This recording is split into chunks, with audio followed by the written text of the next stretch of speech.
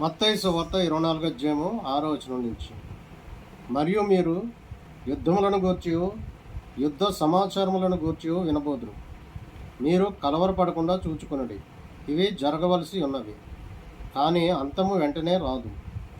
జనము మీదకి జనమును, రాజ్యము మీదకి రాజ్యమును లేచును. అక్కడక్కడ కరువులను, భూకంపములను కలుగును. ఇవన్నీ వేదనలకు ప్రారంభం. దేవుడి స్తోత్రం కలుగును గాక. ఇది బైబిలులో పరిశుద్ధాత్మ దేవుడు వ్రాయించినటువంటి వాక్యం. ఇప్పుడు మనము గత కొన్ని సంవత్సరాలుగా యుద్ధాలు చూస్తున్నాం. రష్యాతో ఉక్రెయిన్ యుద్ధం, అది ఆగకుండానే ఇజ్రాయెల్ హమాస్తో యుద్ధం చేస్తుంది. అది ఆగకుండానే తీవ్రవాదులతో యుద్ధాలు చేసింది ఇజ్రాయెల్ దేశం. హౌతీయులని, హమాస్ అని వాళ్లతో యుద్ధాలు చేస్తూ ఉంది. ఇవి ఆగకుండానే ఇరాన్ దేశంతో యుద్ధం చేసింది. పాకిస్తాన్కి, భారతదేశానికి యుద్ధం జరిగింది.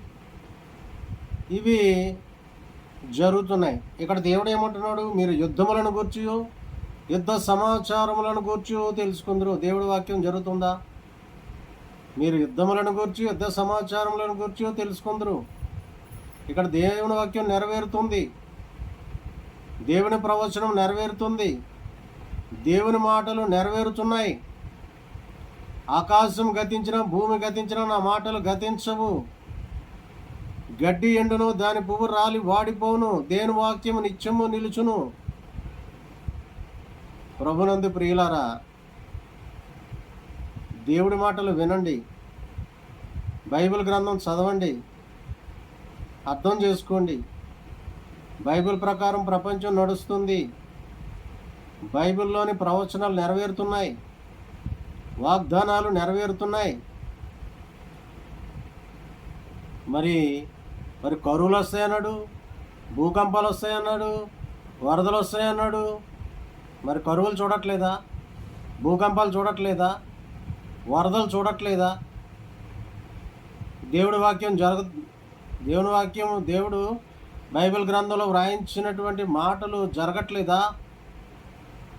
జరుగుతున్నాయి. ఇప్పుడు హిమాచల్ ప్రదేశ్లో కొండ చర్యలు విరిగిపడి వరదలు భయంకరంగా ఉన్నాయి.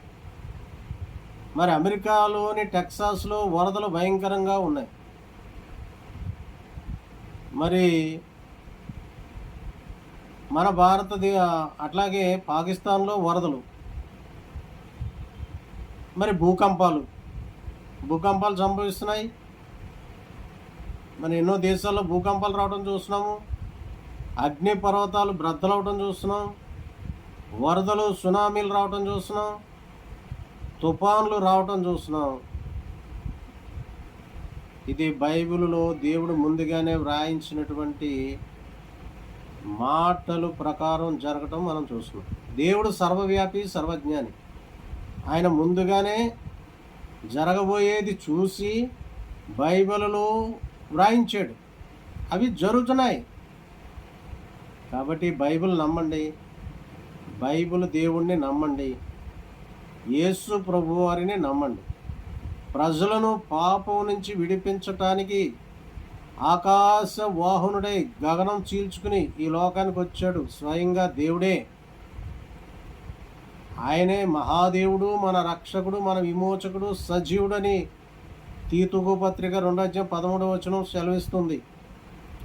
ఆయన యేసు ప్రభువారు మహాదేవుడు, ఆయన లోకరక్షకుడు, ఆయన సజీవుడు, ఆయన అదృశ్య దేవుడు, ఆయన ఆది సంభూతుడు, ఆయన ఆదియును అంతమునై ఉన్నవాడు, ఆయన భూపతులకు అధిపతి, ఆమెను అనువాడు, సత్యసాక్షి. వాక్యం ప్రకటన గ్రంథం 22:12 వచనంలో, ఇదిగో నేను త్వరగా వచ్చుచున్నాను, వాని క్రియల చొప్పున ప్రతిఫలం ఇవ్వటానికి సిద్ధపరిచిన జీతము నా యొద్ద ఉన్నది.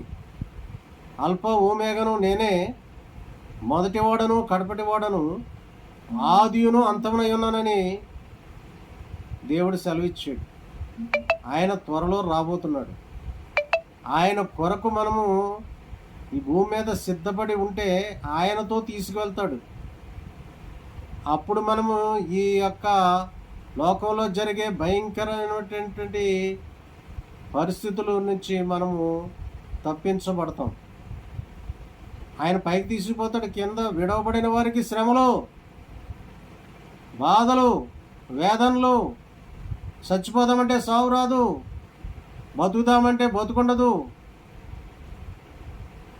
చాలా భయంకరంగా ఉంటుంది పరిస్థితి. దయచేసి యేసు ప్రభుని నమ్ముకోండి, యేసు ప్రభుని తెలుసుకోండి, ఆయనను ఒప్పుకోండి. ఆయన మిమ్మల్ని క్షమిస్తాడు. ఆయన సమర్థుడు. మీ పాపాలు క్షమించడానికి ఆయన సమర్థుడు. మీ శాపం నుండి విడిపించడానికి ఆయన సమర్థుడు. ఆయన మిమ్మల్ని బంధకాలు నుంచి విడిపించి, మీరు ఇప్పుడు బంధకాలతో పట్టబడి ఉన్నారు. త్రాగుడనే బంధకం, వ్యభిచారం అనే బంధకం, జోదం అనే బంధకంలో మీరు పట్టబడి ఉన్నారు.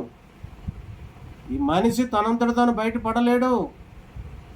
దేవుడి సహాయం ఖచ్చితంగా కావాలి. యేసు ప్రభువారు విడిపిస్తాడు,